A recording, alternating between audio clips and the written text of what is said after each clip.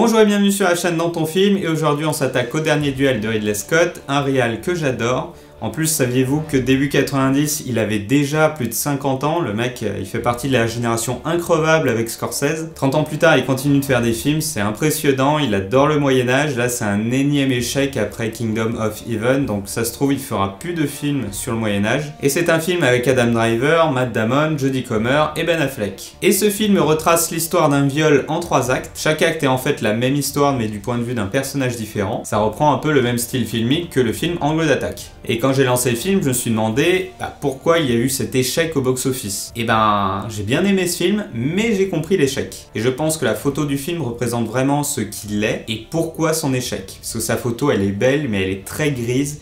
Il n'y a pas vraiment de chaleur. Tout le film est froid, sec, ça n'a rien à voir avec le film Robin des Bois. Et ça n'a pas du tout le côté épique auquel je m'attendais. Et c'est un des problèmes du film, c'est que ce film, il représente très bien le Moyen-Âge, mais il manque cruellement de chaleur pour donner envie de le revoir et donner envie à quelqu'un qui vient de voir le film de le proposer à quelqu'un d'autre en fait. Ça aussi c'est un film que j'ai vu mais que je ne reverrai pas. Autre point, c'est que Ridley Scott nous a habitués vraiment à un montage hyper calibré avec aucune scène vraiment au trop, pas vraiment de longueur, quelque chose de très bien fait, et là il y a clairement 30 minutes de trop. Et ça, quand on fait un film avec plusieurs points de vue en racontant la même histoire, c'est vrai qu'on peut très vite tomber dans les longueurs. Sauf que là, on dirait que c'est clairement fait exprès, et c'est vraiment dommage. Et à la fin du film, je me demandais, mais pourquoi avoir fait ce film?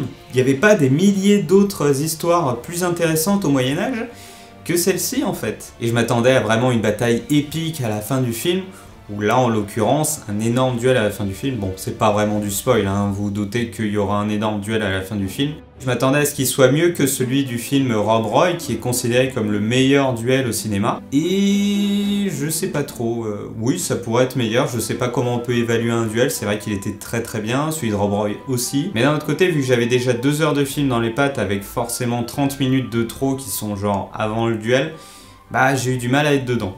Néanmoins, il reste vraiment très intéressant parce qu'il est très politique, il représente vraiment la vie de tous les jours à l'époque. Donc si vous êtes historien, vous allez peut-être grincer des dents parce que ce sera peut-être pas forcément historique, je sais pas du tout. Mais en tout cas, j'ai trouvé que ça représentait bien ça. Et je l'ai quasiment pas vu autre part, il y avait peut-être la série Rome qui représentait vraiment la vie de tous les jours. Mais là, au niveau du Moyen-Âge, de tout ça, il est super intéressant, donc faut quand même le voir une fois pour au moins pouvoir voir ça.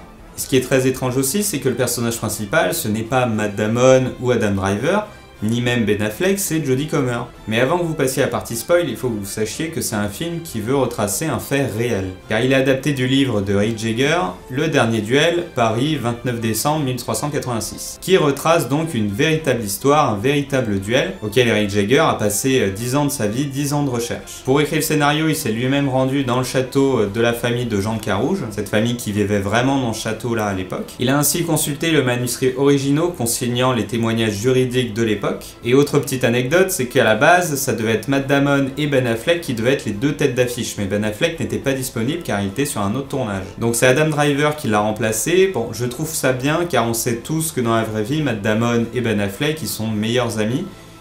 Donc ça serait peut-être mal passé dans l'histoire. Et à la base, Matt Damon et Ben Affleck devaient s'embrasser dans le film, mais c'est Ridley Scott au dernier moment qui a annulé cette scène parce qu'il pensait que ça allait sortir au spectateur du film. Et là-dessus, je suis bien d'accord. Maintenant, passons à la partie spoil, ce sera plus intéressant.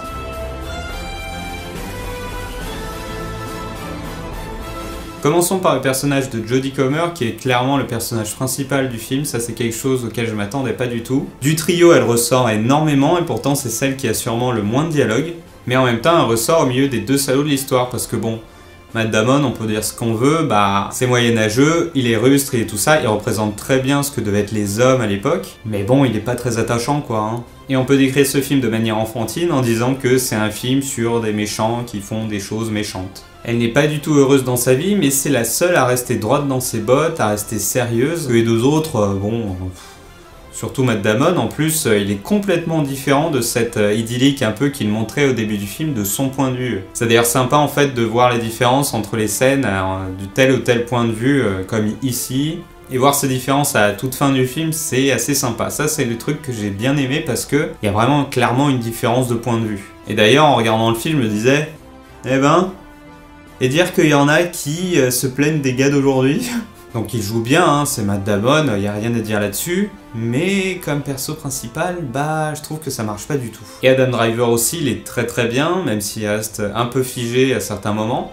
Mais comme c'est le grand méchant de l'histoire, en plus avec toute cette séquence de viol, donc là on arrive à toute cette séquence de longueur que j'ai trouvé inutile. Donc le premier point de vue du viol, il était très bien, et il servait à l'intrigue, vu que le spectateur, bah, il savait enfin que elle n'avait rien inventé, que ça s'était vraiment passé, que c'était véritablement un viol. Mais la deuxième séquence du viol, je n'ai absolument pas compris pourquoi elle était là. En fait, la grosse longueur, c'est du point de vue à elle, puisqu'on revoit un peu tout. Mais bon, on est déjà à la 3e revue, et puis surtout, il y a toute cette séquence de viol qui est totalement inutile, et qui repousse le spectateur en dehors du film, tellement que c'est horrible. Donc ça m'a fait penser bien sûr à cet épisode dans Game of Thrones qui avait bien fait parler de lui, mais qui a envie de voir ça 2 fois?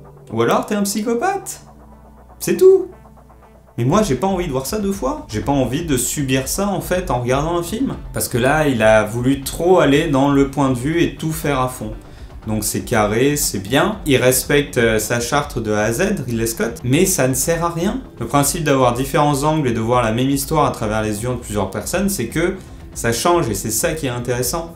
Mais là, toute cette séquence-là, bah globalement, y a rien qui change, hein. Donc j'ai vraiment pas compris ce point-là et ça lui a fait perdre 2 points sur sa note. Niveau technique et acting, bien sûr, c'est impeccable, y a rien à dire, mais je pense que c'est un film qui restera anecdotique dans la filmographie des acteurs et du réal. Et je pense qu'après cet énième échec avec un film de Moyen-Âge, bah Ridley Scott il pourra pas vraiment en faire un autre. Et ça c'est dommage parce que dans les films de Moyen-Âge, même Kingdom of Heaven, c'était génial. Donc c'est un film que j'ai vu, que j'ai trouvé super intéressant. En plus ça a été tourné en France, donc fallait le voir. Mais je le reverrai pas et je l'achèterai pas en physique non plus. Donc je comprends cet échec puisque je me dis, bah les spectateurs qui devaient sortir de salle, est-ce que tu vas conseiller de voir ce film à quelqu'un tellement qu'il est brutal avec ces 2 viols à la suite? À moins que tu sois un psychopathe et que t'adores ce genre de truc là, je vois pas où est l'intérêt. Voilà, en attendant, dites-moi ce que vous pensez de ce film, mettez le pouce bleu de l'amour, et moi en attendant, je vous dis à très vite.